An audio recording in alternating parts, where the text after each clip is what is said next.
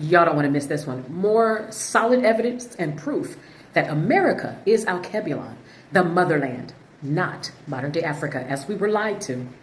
Watch this. Ancient Egypt was ancient America. Part 2. First, these were a Semitic, Canaanite, Egyptian people.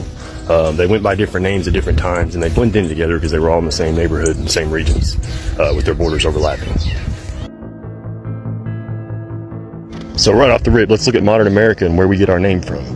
So here you'll see the map, Canada, America. Well, back in the biblical times, we had the Amorites, right? Well, then in the Roman times, Caesar refers to Amorica. And this is where we get the modern America. Now let's look north to our neighbors, Canada.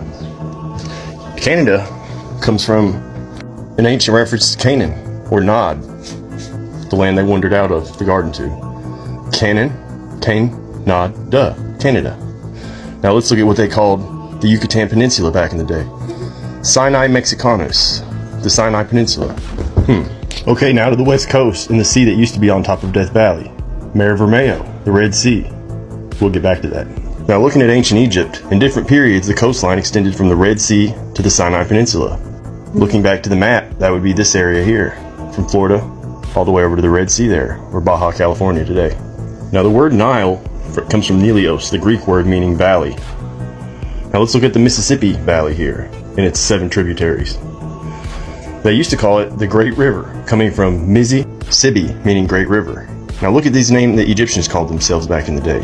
Mizr, the safe and civilized country, or maybe one might call it the Great Country, on the Great River, or the Mississippi, which was much bigger in ancient times, and we'll get back to that as well. They still call it the Mississippi Valley today, or the Great River Valley. Remember, Nile means valley. So the words and nomenclature haven't really changed too awful much. Now the ancient Egyptians separated their country according to the black dirt land and the red dirt land, as you can see here. The word Ar, or Or, meant black in ancient Egyptians. We still see this today in the United States. We have Arkansas, which means Black River. Orlando, which means Black Land. New Orleans, which means New Black Land.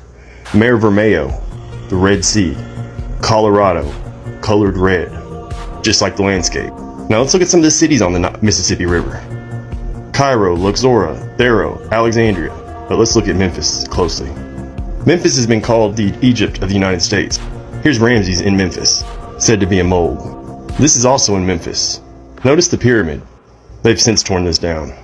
And this is nearby in Nashville, the Parthenon, said to be a replica. It's pretty original to me. And look up the nearby Logan Dam, said to drown some pyramids under the lake. Now let's go to the Colorado area, or the Red Land, as ancient Egyptians called it, and look at the Grand Canyon. Here, on the top, you see the Grand Canyon. Looks like the remnants of a Sphinx pyramid, just like the one in Egypt. Maybe this explains why 90% of the Grand Canyon is off limits. Now after I posted part 1, one of the main comments I got was the flow of the Mississippi from north to south is backwards in the ancient accounts. Well, they changed the flow of the river, and this was fairly easy to do. There are over 92,000 dams in North America. Here you're looking at one of the engineering projects up near Chicago, also coincidentally up near the top of the Mississippi.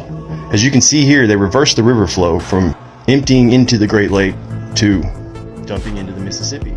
Pause to read about this engineering project back in 1900. And here we're told in a Herculean effort, the project saved the city from typhoid, cholera, etc., and reversed the direction of the river toward the Mississippi. Here he cried, "Let her go!"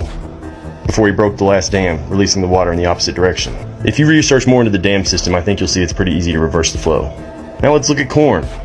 Corn was unknown in the Old World before Christopher Columbus in 1492, allegedly. Here you learn about Nippur, the Egyptian goddess of grain. But this is significant because the significant other was Nipit, the Egyptian goddess of corn. Awfully strange to worship an Egyptian goddess of corn when you've never seen corn. And lastly, I'm going to read this ancient passage. "And I will dry up the Nile and will sell the land into the hand of the evildoers. I will bring desolation upon the land and everything in it by hand of the foreigners. I am the Lord, I have spoken. Thus saith God, I will destroy the idols and put an end to the images in Memphis. There shall no longer be a prince from the land of Egypt. So I will put fear into the land of Egypt." And so for all those lost sheep who contend that my people in America are lost. We don't know who we are. They are mimicking and trying to emulate film stars from America. They don't know where they come from. We have to give them an identity because they don't have one. Calling them African American is trying to give them some identity because they don't have one. Saying that we're stealing other people's identity. Claiming that we are making up our own version of history. If you are African American and you are denying your roots, you guys that deny your roots, you are starting to create false history. Stop it.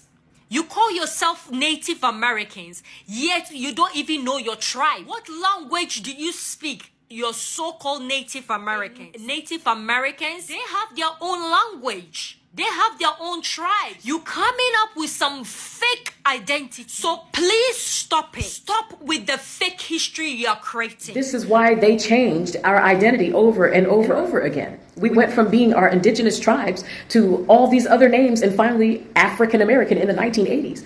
But that's why they had to cover up our identity. It's because they wanted to cover up America being the motherland, being Alkebulan. Truth is stranger than fiction. Wake up.